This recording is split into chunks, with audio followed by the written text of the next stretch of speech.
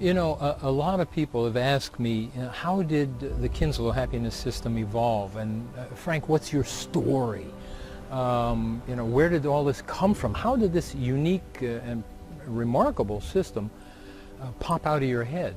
Now, I don't like to talk about myself a lot, for sure. So I decided, well, let's just make a video, and then anybody asks, I'll just send them here so that they can listen to exactly what you're listening to. Now, my mom and dad, they met during World War II. My mother was Australian from Ballarat, and my dad, originally from Philadelphia, was in the Pacific during World War II. They met, they got married. Now, the result of that was, well, me first, and then 5 years later came along my sister. Now, military life is a hard life. There was a lot of moving. Oh, about every 18 months we had a totally new environment, new friends, new house, the whole thing.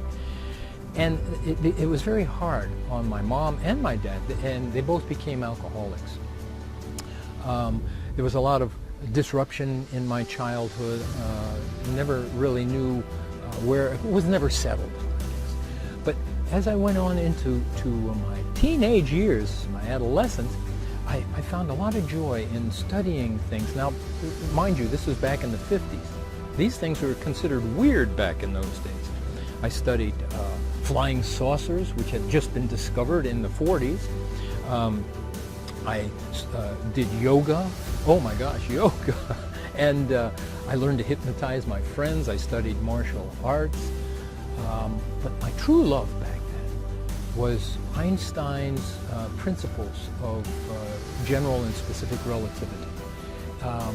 They just captured my mind. I thought, wow, what an incredible thing.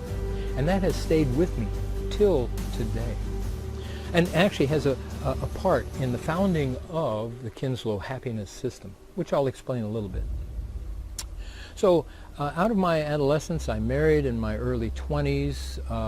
I stayed married for 30 years, and that time I produced 3 incredible children. They're very productive and lively, family-oriented. And out of that, I have 11, and I said productive, I have 11 grandchildren. Now, as time went on, the marriage kind of fell apart. And after 30 years, I went out on my own and actually went into a rather deep depression after some time on my own. I never felt quite right. I felt like something was missing. Now, maybe you've had that feeling somewhere in your life. Say, is this all there is to life? There must be something more. Well, when I was 61 years old, what happened was I lost the job that I had. My health was terrible, and I really had very little social interaction, so I was depressed a lot, migraine headaches, and when I lost my job, I said, my gosh, what am I going to do? I was so deeply in debt that the money that I made, if I put all of it towards paying off the debt, it wouldn't even pay half the interest. It was remarkable. Well, in the depth of this suffering, I guess, or depression, whatever you want to call it, I discovered U-feeling.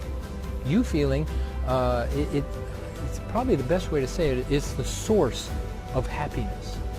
And when I discovered U-feeling, immediately, physiologically, I felt relaxed, I felt easy, alive, I felt inspired, and psychologically, of course, the two work together. I thought, wow, this is remarkable. From feeling so terrible, just by perceiving, becoming aware of U-feeling, which everybody has, this remarkable change happened in me. And I started healing. My headaches started going away. I started getting in better shape. Quite amazing. So anyhow, fast forward several months later, I said, gee, this is so great for me. I wonder if it can be taught. And I tried to teach it, and it did. It was easy to teach because it's in every one of us. And so I started teaching, and lo and behold, it went international. Within a year, we were teaching around the world. Quite a remarkable story, and the reason for it is that the Kinslow happiness system, it works, whether you believe in it or not. It's not motivational. It's not because of outside things. It's because of what's there that you haven't been able to experience. Once you experience it, you start to open up and come outside. I certainly have. I absolutely love what I'm doing now. And I am the happiest that I have ever been in my life. And I have some very beautiful times, of course, like all of us. So I thought I would share, take this time to share and give you my story. The ending part of this, of course it's not over for me yet, here I am, but the end all is that anyone can share this with me. I can show you very easily with just a moment or two of teaching how to experience your own you feeling, how to unleash your own tsunami of happiness and enjoy life. And there you have it. That's my story.